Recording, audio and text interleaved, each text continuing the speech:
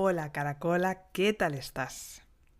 Hoy traigo un episodio más personal, un episodio a la antigua, 100% podcast, que ya llevo una serie de episodios que publico en YouTube con imagen, con vídeo, y tengo ganas de hacerte un episodio más íntimo, más introspectivo, más reflexivo, más centrado en la motivación que necesitas para aprender español y avanzar en tu aprendizaje.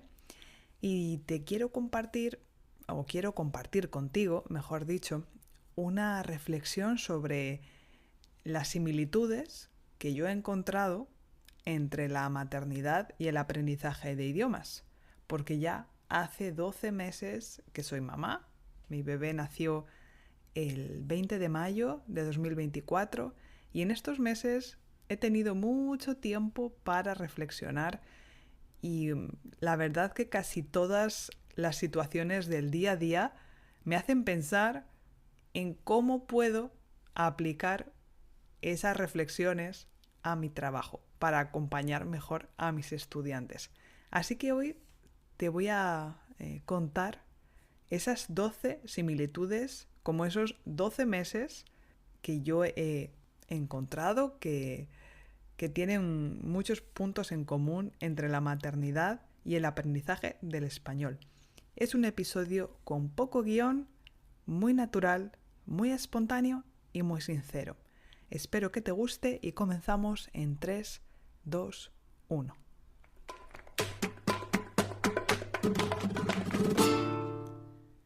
Hace un año publiqué un episodio súper personal en el que te contaba que yo tenía miedo a ser mamá.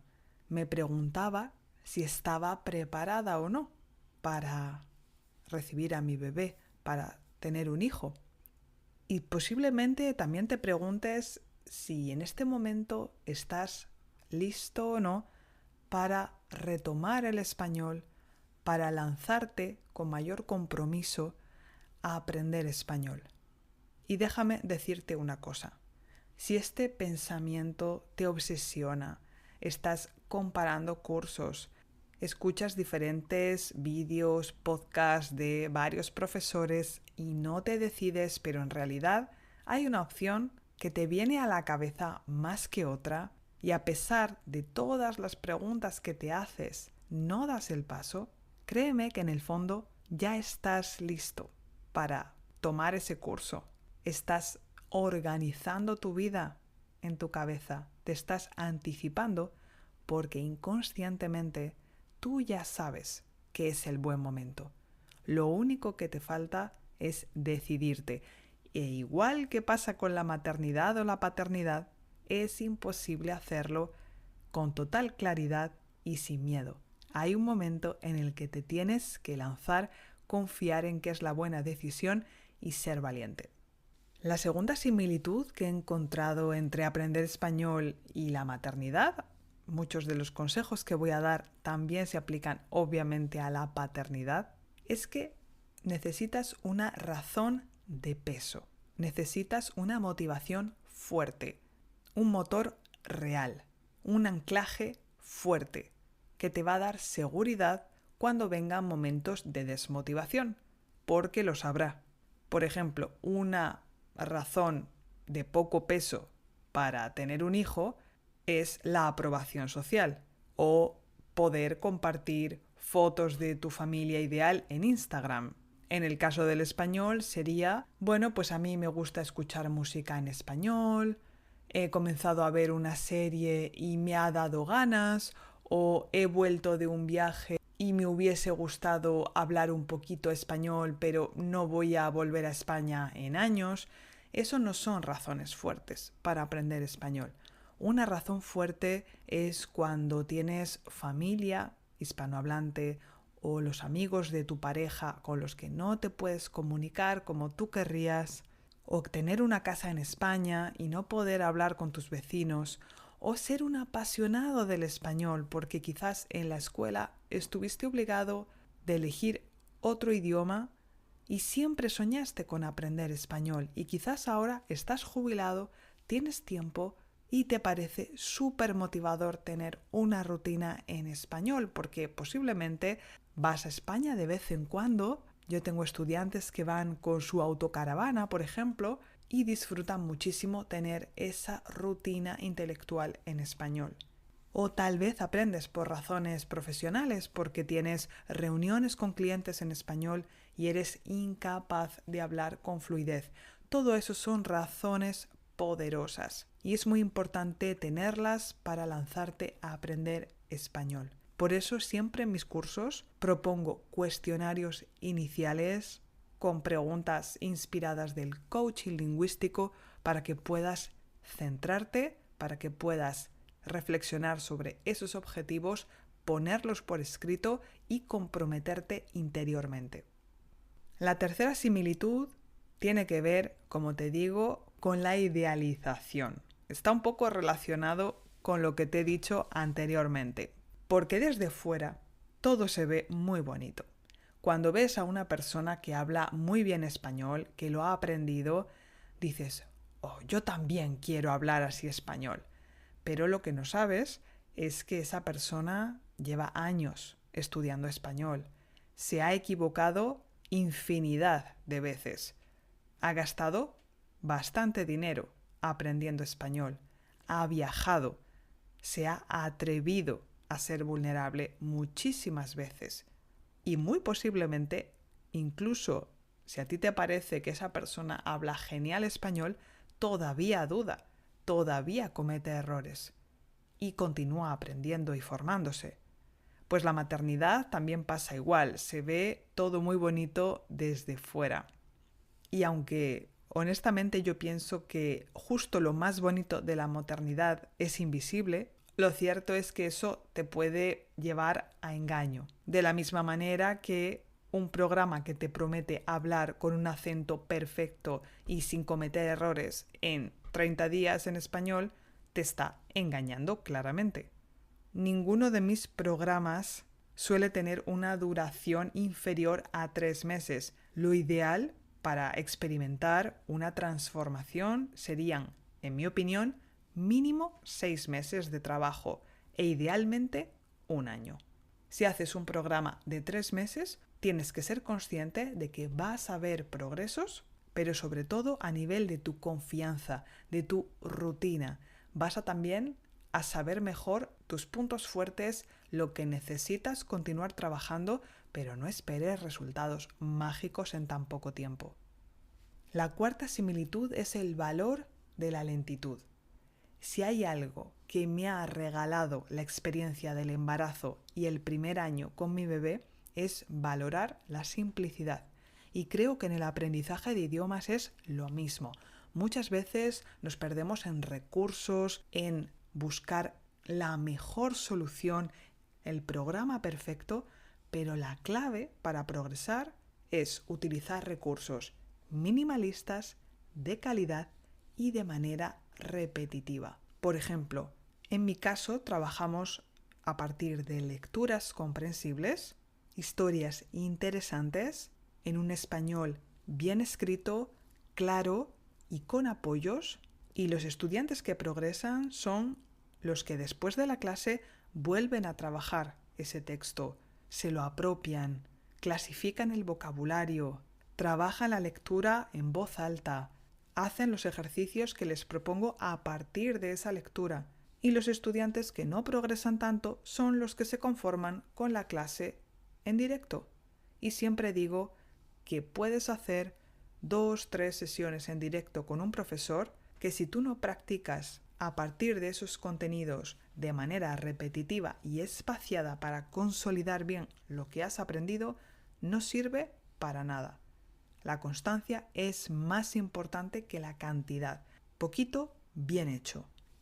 Similitud 5. La importancia del acompañamiento.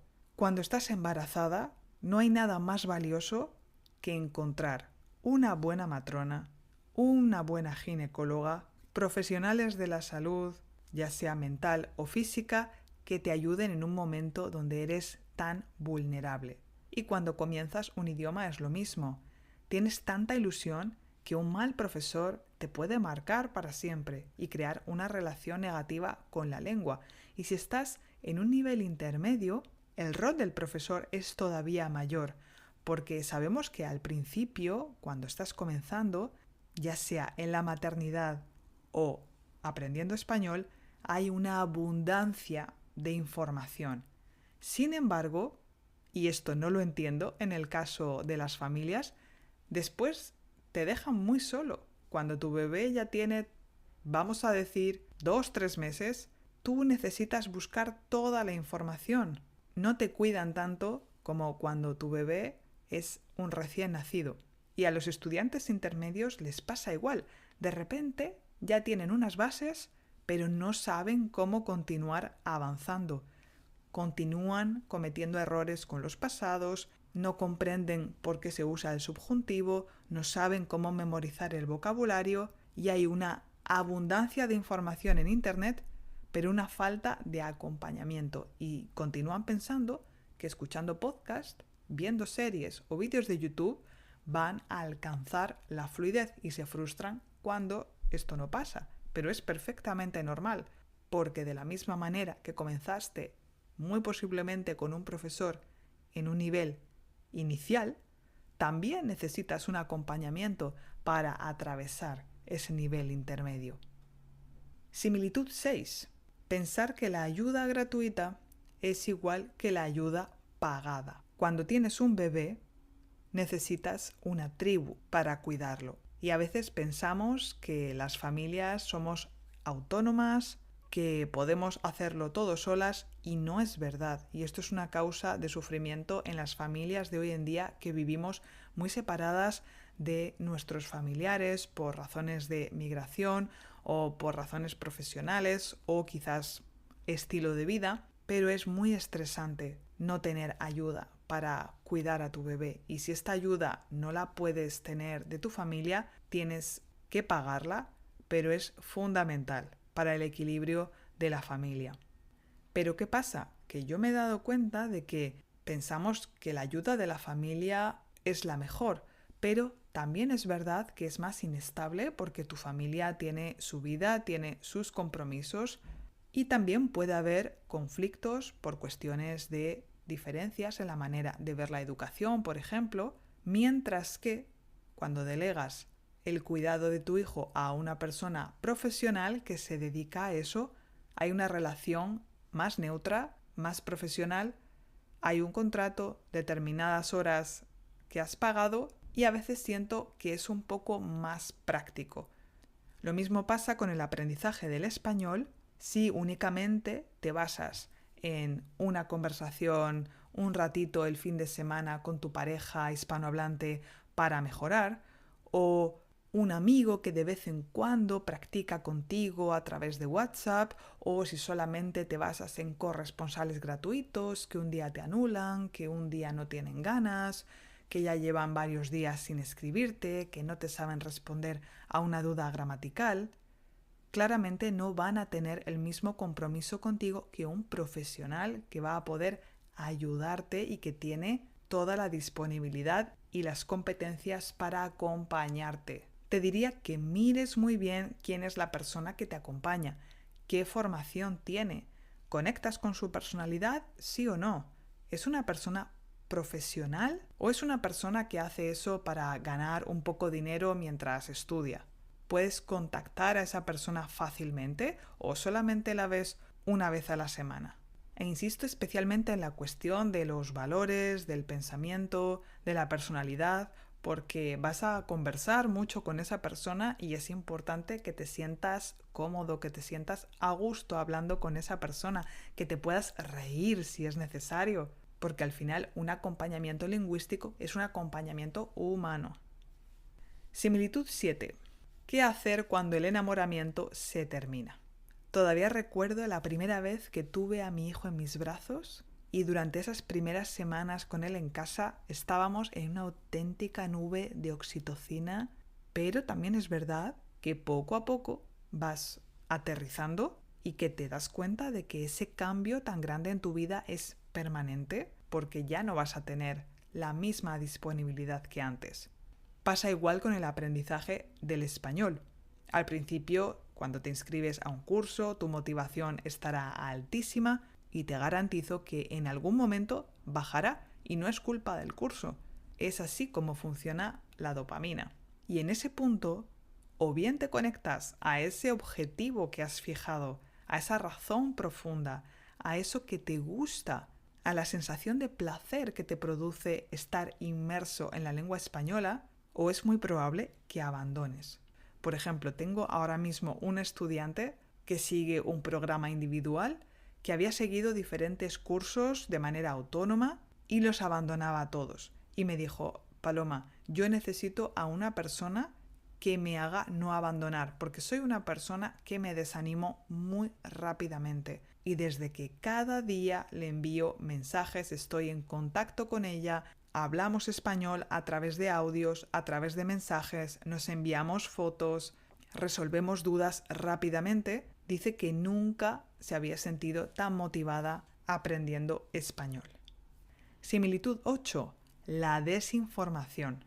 Te voy a contar lo que me ha pasado con la lactancia. Me he dado cuenta de que en particular en Francia es un tema casi tabú. Muy pocos profesionales de la salud están formados y recibes muchos malos consejos. Y tristemente también pasa con el profesorado de español. Hay muchos profesores que siguen enseñando español de una manera demasiado tradicional, que siguen transmitiendo a sus estudiantes que necesitan dominar la gramática para hablar, que dedican más tiempo en las clases a corregir ejercicios que a tener conversaciones comprensibles. Y entonces es normal que al cabo de unos meses en este tipo de clases estés completamente bloqueado para hablar, porque esa habilidad es necesario entrenarla desde el principio y de manera cotidiana, hasta que tú te sientes cómodo hablando español y no te da miedo comunicarte en esta lengua. Pero esto nos lleva a la similitud número 9. ¿Cuál es el límite entre la intuición y el conocimiento? A menudo se dice que la maternidad en particular es una cuestión de intuición, de conectarse a su intuición. Pero en mi opinión, la intuición es algo que actualmente está contaminado por todo lo que escuchamos, lo que leemos, nuestra propia experiencia en la infancia o con otros hijos. Y hay muy pocos momentos donde realmente observas a tu bebé y tú sabes exactamente lo que hay que hacer. Esos momentos son muy poderosos y ahí la intuición claro que funciona. Pero también es cierto que el conocimiento ayuda. Por ejemplo, cuando tienes un bebé recién nacido, tienen una fase del sueño donde se agita mucho y quizás tu intuición o también la falta de experiencia te hace pensar que tienes que coger a tu bebé en brazos, calmarlo para que se vuelva a dormir. Y eso hace que se despierte, porque en realidad estaba dormido.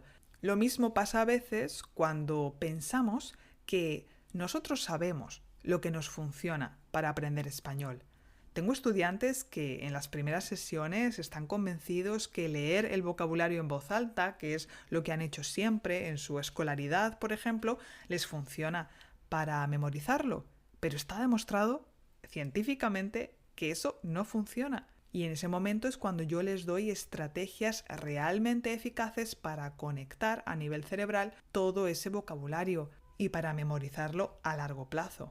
Como te digo, tu intuición te puede traicionar. Lo ideal es un equilibrio entre observarte, probar técnicas que tienen un respaldo científico y ver también qué te funciona a ti. Tengo una alumna que ayer me decía justamente que sentía que estaba en un punto de su fluidez en el que los pasados la estaban bloqueando, la estaban frenando. Y entonces yo le di una estrategia precisa para desbloquear esta necesidad puntual. ¿Es una estrategia infalible? No. Esta alumna primero tiene que probarla, observar si progresa o no durante una serie de semanas, 4 o 5 semanas, siendo constante, y a partir de ahí yo hago los ajustes necesarios.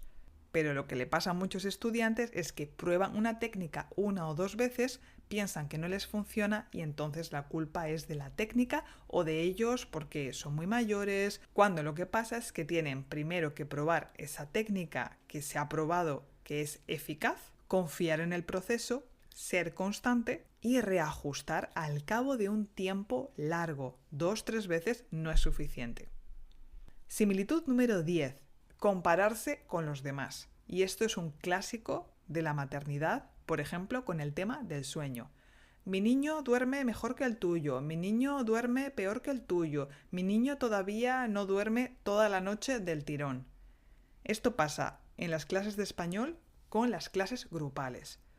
Es inevitable que te compares, pero que sepas que el nivel homogéneo no existe. Cada estudiante de un grupo de español tiene un nivel diferente. Siempre habrá un estudiante más avanzado, un estudiante menos avanzado. Y si tú eres ese estudiante menos avanzado, no pasa absolutamente nada. Cada persona tiene su historia lingüística, cada persona evoluciona a su ritmo, pero todos al final van a progresar y se van a beneficiar de esa energía.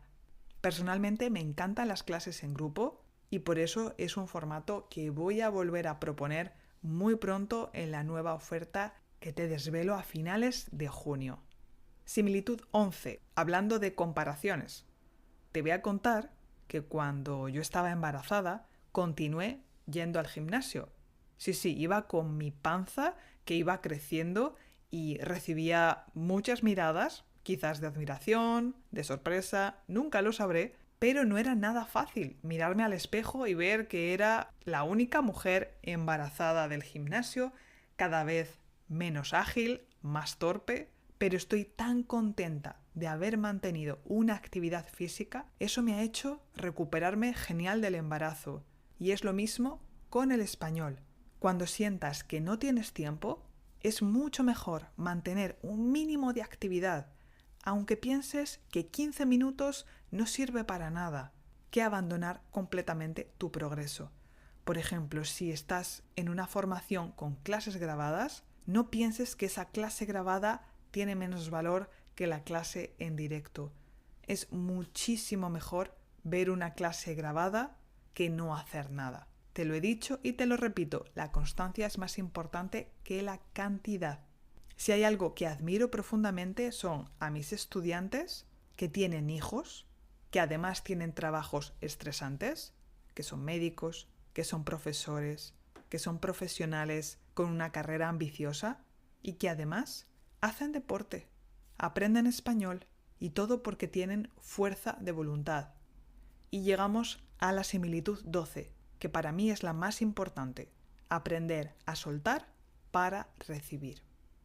Antes de ser madre yo pensaba que tener a mi bebé me iba a cambiar tanto la vida que tendría que renunciar completamente a mi vida social, al deporte, a todas las cosas que me gustaban para dedicarle el tiempo a mi bebé, que yo me iba a anular como ser humano.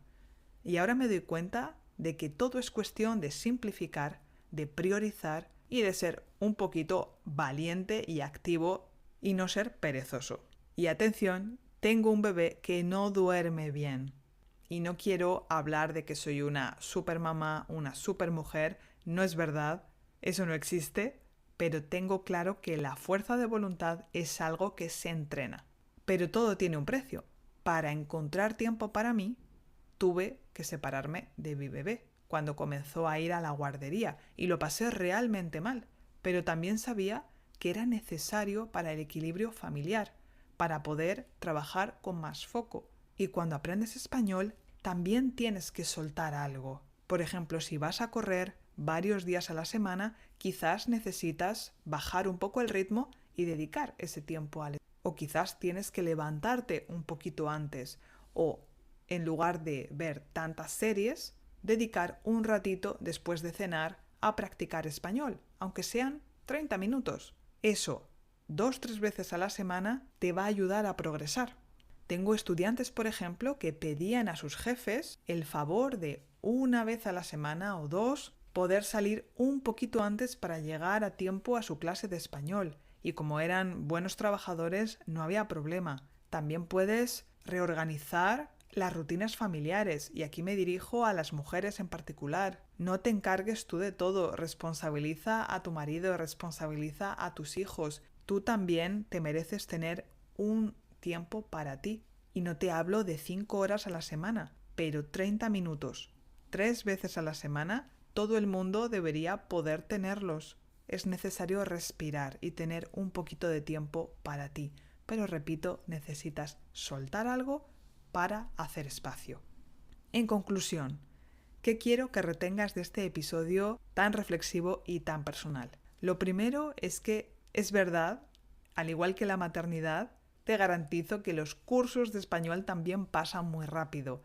Al principio puedes decir, oh Dios mío, 6 meses para aprender español. Va a pasar muy rápido y vas a estar triste cuando acabe, créeme. Esto va a hacer que lo que antes veías como una obligación, es decir, ay madre, que tengo clase de español, que yo ahora lo que quiero es tumbarme en el sofá y no hacer nada. Vas a ver que cuando adquieras una rutina que te guste, se va a convertir en un momento que disfrutas y que vas a proteger en tu semana. Otra conclusión que quiero que retengas es que nunca pierdes del todo lo adquirido.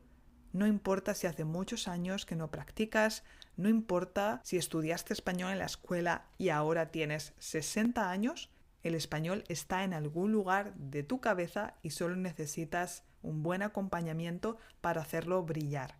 Y créeme que la recompensa es imposible de explicar con palabras. La satisfacción que sientes cuando te autorizas a vivir una experiencia transformadora, como puede ser aprender español, que sí puede ser una experiencia transformadora. Yo cuando comencé a estudiar francés, nunca pensé que un día viviría en Francia, que en Francia encontraría al amor de mi vida, que pasaría un examen de estado para ser profesora de español, que después crearía mi propia escuela de español y que además un día tendría un hijo multicultural y que pasearía con él por Estrasburgo, esta ciudad que tantas cosas buenas ha traído a mi vida. Así que no sabes a dónde te va a llevar esa pequeña acción de inscribirte a una clase de español, de aprender una nueva lengua, de descubrir una nueva cultura. Y te deseo de todo corazón que puedas conseguir ese sueño que visualizas, ya sea conectar con los nativos en ese viaje especial o con tus vecinos en España, ya sea tener esa conversación fluida y relajada con los amigos de tu pareja, o ya sea continuar avanzando en tu carrera profesional, comprando esa casa con la que sueñas en España para disfrutar de tu jubilación. Te deseo de verdad que aprender español te acerque a ese objetivo. La lista de espera para el nuevo curso de español ya está abierta. Te desvelo todo a finales de junio y tú y yo nos escuchamos muy pronto para continuar juntos tu increíble viaje hacia el español.